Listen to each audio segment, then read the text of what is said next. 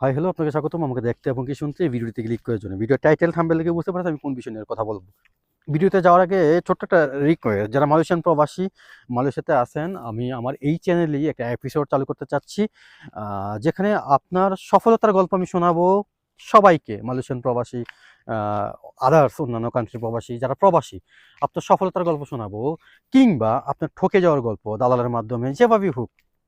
তো এই এপিসোডটা আমি চালু করতে চাচ্ছি রিসেন্ট। যদি আপনার আমার ভিডিও যারা দেখেন, আপনার আশেপাশে কেউ যদি আগ্রহী থাকে, কিংবা আপনি নিজেও আগ্রহী হন যে না আপনার সাথে একটা ঘটনা ঘটছে, যেটা শেয়ার করলে আরেকটা দর্শক কিংবা আরেকজন প্রবাসী এখান থেকে কিছু শিখতে পারবে, এখান থেকে তার জানার অনেক কিছু থাকবে, তাহলে অবশ্যই শেয়ার করতে পারেন। আমি আপনার সাথে যোগাযোগ করব, কিংবা আমার হোয়াটসঅ্যাপ নাম্বারে যোগাযোগ করতে পারেন।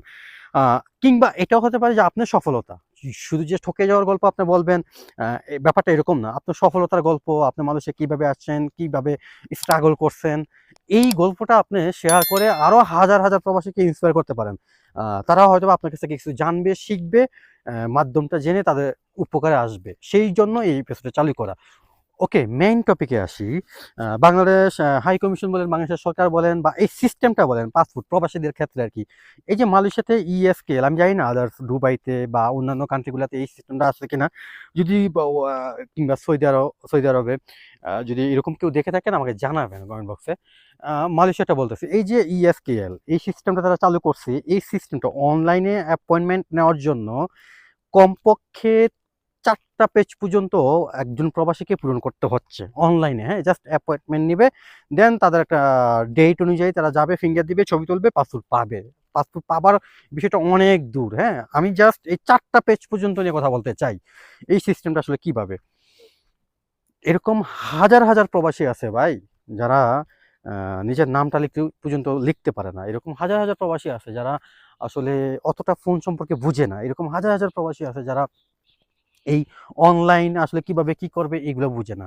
এখন আপনারা বাংলাদেশ হাই কমিশন বলেন, বাংলাদেশের এই সংস্থা বলেন, যারা পাসপোর্ট সংক্রান্ত বিষয় নিয়ে কাজ করেন বা ওই লাইনে আছেন, তাদেরকে আমার প্রশ্ন যে এই আপনারা ৪টা পেজ পর্যন্ত ফর্ম ফিল আপ করেন বা ডাকঘর, সর্বোচ্চ কয়টা তথ্য দেওয়া লাগে? আমার তো অলরেডি পাসপোর্ট আছে, তাই না?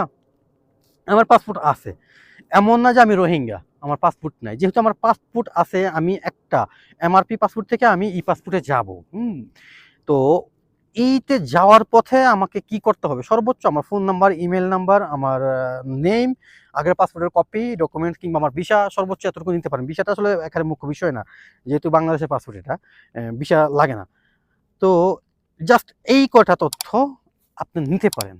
সর্বোচ্চ আমার ভোটার আইডি কার্ড পর্যন্ত, যাদের ভোটার আইডি কার্ড নেই, অনলাইনে যেহেতু জন্ম নিবন্ধন এখন অনলাইন পেপার কপি পাওয়া যায়, ওইটা নিতে পারেন। বাট আপনি যে এই ৪টা পেজ ফর্ম পূরণ করতে হবে, এই যে ৪টা পেজে তাদের ডিটেলস আপনি আবার নতুন করে নিচ্ছেন, এই যে ভোগান্তিটা কেন করতেছেন? এই সিস্টেমটা কেন চালু করছেন? আমি যদি সহজস্ত বলি, এটা সম্পূর্ণই একটা ধান্দা।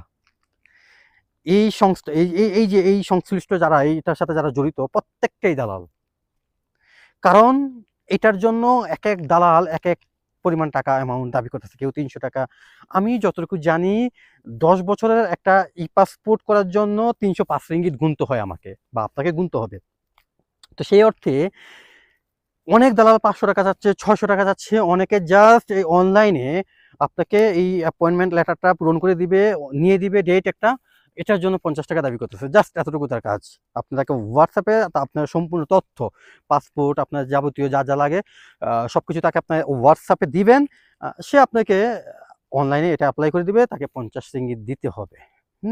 এই যে একটা সিস্টেম চালু করছে, প্রবাসীদেরকে ভোগান্তিতে ফেলছে।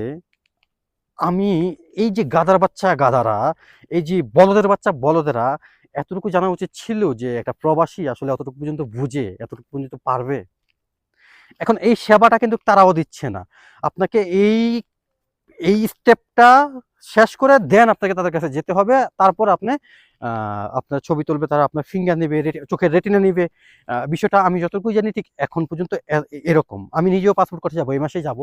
এটা নিয়ে আমি একটা ভিডিও বানানোর চেষ্টা করব, যদিও আমি জানি না ওইখানে তাদের ক্যামেরা এলাও কিনা। আমি অনলাইনে আমারটা অ্যাপ্লাই করব, দেন আমি যাব। এখন আমার মতো তো আরও সবাই না, এরকম হাজার হাজার প্রবাসী আছে যারা এই সিস্টেমটাই জানে না, এই সিস্টেমটার সাথে তারা পরিচিত না। হাজার হাজার প্রবাসী আছে।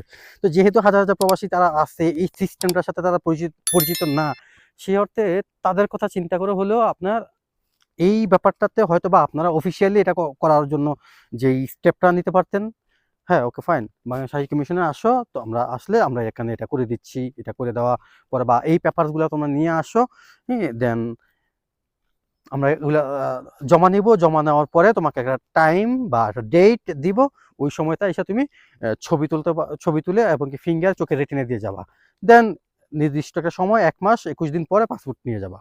এখন আপনারা পাসপোর্টটাকে করোনার পরে পোস্টলা যে সিস্টেম করছেন অনলাইনে, এই যে আবার সেম একই ঘটনা একই কাহিনী, অ্যাপয়েন্টমেন্ট নিতে হয় ডেটের জন্য।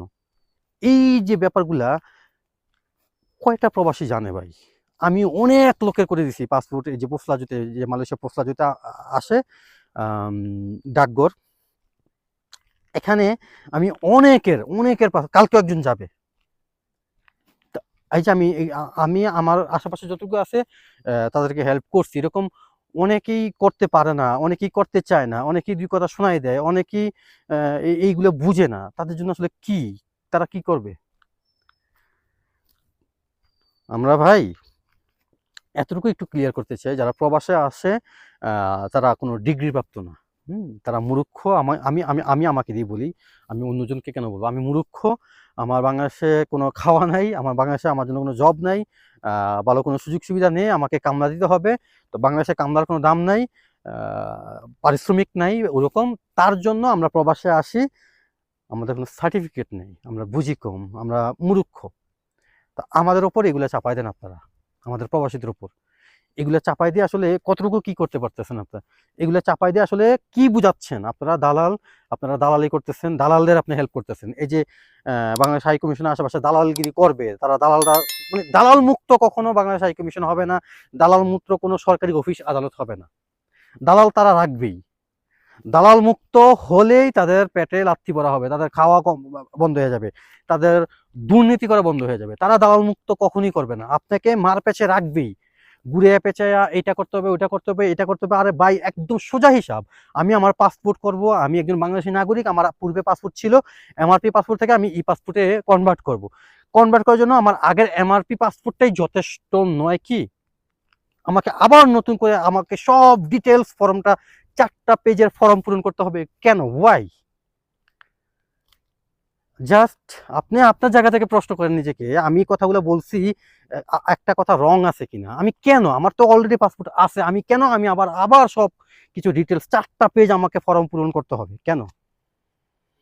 বিষয়টা এই প্রশ্ন, এই কেনের উত্তরটা আমরা গেস করতে পারি, গেস করতে কি আমরা জানি কেন, কিন্তু বলার প্রতিবাদ করার মতো সাহস নাই আমাদের কোনো না কোনোভাবে। আমরা এমন একটা জাতি, আমরা ওকে ফাইন ঝামেলা যাবো কেন, ওকে এলে 200 করে দে, কিন্তু আমি টাকাটা কেন দিব? আমার টাকাটা ইনকাম করতে কষ্ট হয়েছে, আমি ওরে কেন টাকাটা দিব? আমি ঘুষ দিয়ে কেন করাবো?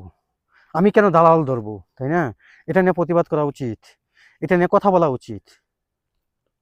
একটা ভাই কথা বলছে, এইগুলা এই কয়েকটা 4-5টা মানুষ কথা বইলা সংবাদ সম্মেলন করা কিচ্ছু হবে না, কিচ্ছু না।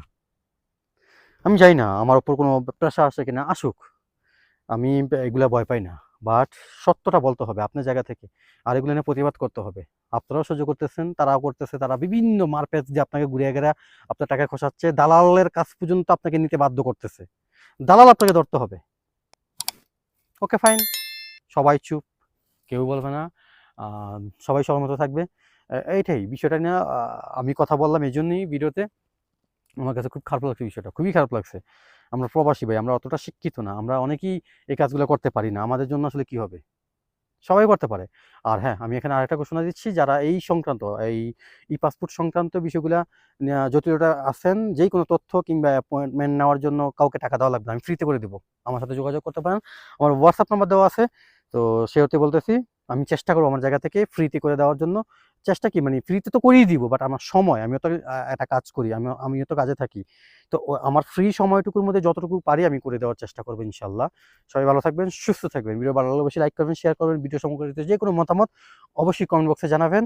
আর হ্যাঁ, আপনি আমার চ্যানেল নতুন হয়ে থাকেন কিংবা পুরাতন, এখন পর্যন্ত চ্যানেলটা সাবস্ক্রাইব করেন, এবার ভিডিও দেখেন, রিকোয়েস্ট চ্যানেলটা সাবস্ক্রাইব করবেন। আজকে পর্যন্তই, টাটা।